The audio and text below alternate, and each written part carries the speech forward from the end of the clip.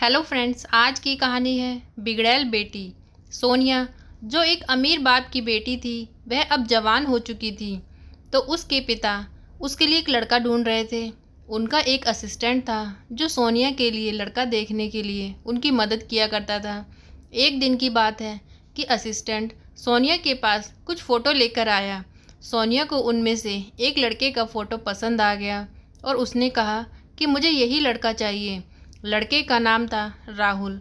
सोनिया के पापा की कंपनी में ही काम करता था और असिस्टेंट उसे बहुत अच्छे तरीके से जानता भी था। असिस्टेंट ने राहुल से बात की कि हमारे मालिक की लड़की से तुम शादी कर लो। राहुल एक मामूली कर्मचारी था, तो उसे लगा कि इतनी बड़ी कंपनी का मालिक मुझे क्यों पसंद करेगा, इतनी अमीर लड़की से तो कोई भी शादी कर लेगा। तो उसने असिस्टेंट से पूछा कि मैं तो एक मामूली सा कर्मचारी हूँ, मुझे आपके मालिक ने क्यों पसंद कर लिया। असिस्टेंट ने बताया कि सोनिया मैडम ने तुझे पसंद किया है, मालिक ने नहीं। मालिक तो सोनिया की शादी किसी से भी करवा देंगे जिसे वह पसंद करेगी। राहुल ने पूछा कि इस दुनिया में इतने सारे लोग हैं, तो अब तक सोनिया मैडम की शादी क्यों नहीं हुई।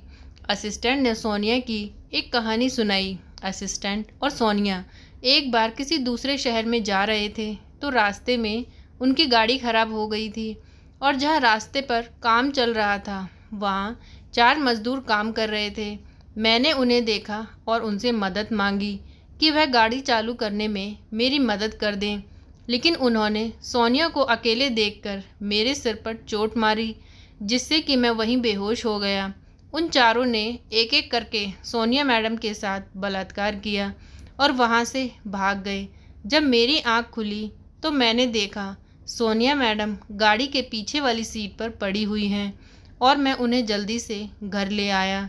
जब ये बात सब लोगों को पता चली तो उन्होंने सोनिया से शादी करने के लिए मना कर दिया।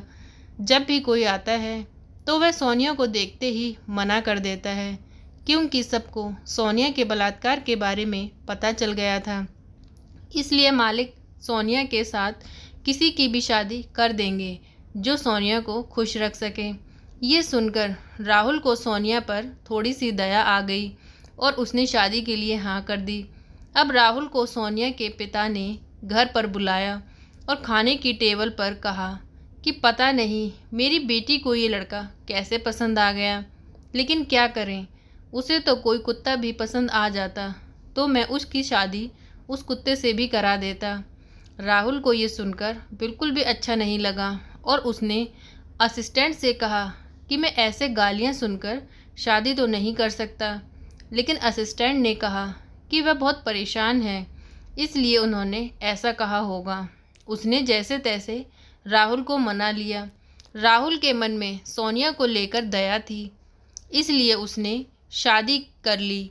अब शादी के कुछ दिन बीत गए और राहुल सोनिया को खुश रखने की सारी कोशिशें करता था। सोनिया भी बहुत खुश थी, लेकिन सोनिया के साथ राहुल को अजीब लगता था। सोनिया ने कहा आज हम लोग कुछ अलग करेंगे, तो राहुल को तो पहले समझ में नहीं आया। तो सोनिया ने कहा कि मुझे अब तुम्हारे साथ अच्छा नहीं लगता, इसलिए अब तुम मुझसे दूर रहो। राहुल को तो कुछ भी समझ नहीं आ रहा था कि आखिर सोनिया किस बारे में बात कर रही है। तो सोनिया ने अपने असिस्टेंट को कहा कि राहुल मुझे बिल्कुल भी खुश नहीं रख पाते, मुझे उसके साथ बिल्कुल भी अच्छा नहीं लगता। असिस्टेंट ने राहुल को कहा कि तुम दोनों में कोई लड़ाई हो गई है क्या? सोनिया ये कह रही है कि तुम उसे खुश नहीं रखते।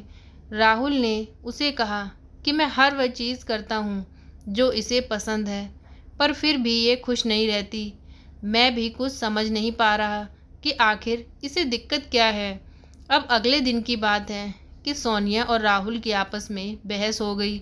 सोनिया ने कहा कि जब तेरे बस की कुछ था ही नहीं तो तूने मुझसे शादी की ही क्यों। राहुल भी गुस्से में था। राहुल ने भी कहा मुझे नहीं पता था कि तुम ऐसी हो, मैंने क्या क्या नहीं किया तुम्हारे लिए, तुम्हें खुश करने के लिए, पर तुम हो कि शायद कभी खुश रह ही नहीं सकती। उनकी बहस सुनकर असिस्टेंट तुरंत एकदम से अंदर आ गया और सोनिया ने कहा, देखो, एक तो ये मुझे खुश नहीं रख सकता और देखो कैसे नाटक कर रहा है, ऐसा लगता है इसे भी जेल की हवा खिलानी पड़ेगी। तभी असिस्टेंट ने सोनिया से कहा, मुझे पता है कि तुझे कैसे खुशी मिलेगी। मुझे लगा था कि अच्छे आदमी से शादी करके शायद तुम्हारा दिमाग बदल जाएगा, पर नहीं, मैं गलत था। तब असिस्टेंट ने राहुल को बताया कि जो मैंने तुम्हें कहानी सुनाई थी वह कहानी बिल्कुल उल्टी ही थी। जब हम उस दिन रोड पर जा रहे थे तब सोनिया ने मुझे जानबूझकर वहाँ गाड़ी रोकने के लिए कहा, जहाँ पर कोई भी नहीं था और सिर्फ 4 मज़दूर थे। उन्हें देखकर इसने मुझे कहा कि तुम कुछ खाने का सामान ले आओ, जबकि वहाँ आसपास कुछ भी नहीं था। सोनिया ने खुद जाकर मज़दूरों को अपने जाल में फंसाया और फिर उन पर इल्ज़ाम लगाकर पुलिस से उन 4 को पकड़वा दिया। मैं आया तो मैंने देखा कि सोनिया खुद तो बेचारी की हालत में थी और इन बेचारे मज़दूरों को बिना जुर्म के इसने सज़ा दिलवा दी। लेकिन मैंने उसे कुछ नहीं कहा और सोनिया चुपचाप जाकर गाड़ी में बैठ गई। मैंने भी नाटक किया कि जैसे मुझे कुछ पता ही नहीं, लेकिन सोनिया की ये हरकतें बहुत लोगों के साथ होती थीं, इसलिए धीरे धीरे सभी लोगों को उसके बारे में पता चल गया था कि आखिर सोनिया कैसी लड़की है। इसीलिए उससे कोई भी शादी नहीं करना चाहता था। लेकिन मेरे मालिक ने मुझे बहुत सारे पैसे देने के लिए कहा, तो मैंने सोनिया की शादी के लिए तुम्हारे पास आया और ये कहानी बनाई ताकि तुम्हारे अंदर इसके लिए दया आ जाए और तुम इससे शादी कर लो। मुझे लगा था कि तुम जैसे शरीफ इंसान के साथ रहकर ये भी बदल जाएगी, पर मेरा सोचना बिल्कुल गलत था।